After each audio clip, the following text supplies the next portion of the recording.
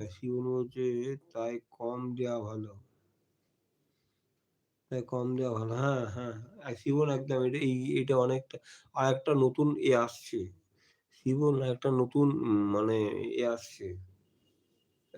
YouTube এ guideline. এটা যদি করে আমি খুব খুশি হব। একেকজন ৩-৪ বার করে লাইভ করছে। যেটাকে আমি শুনলাম একটা গাইডলাইন আসছে যে দিনে ১ বার লাইভ করতে পারবে। ১ বার এবং সেটা ওরা নির্দিষ্ট টাইম বলে দেবে। যে ২ ঘন্টা বা ২.৫ ঘন্টা এর থেকে বেশি লাইভ করা যাবে না। ফুল বলছি ইমোজিটা কেমনই ইমোজি সেটা। ইমোজি কেমনই ইমোজি সেটা। শিবনে কি বললাম বুঝতে পারলে? আমি শুনলাম।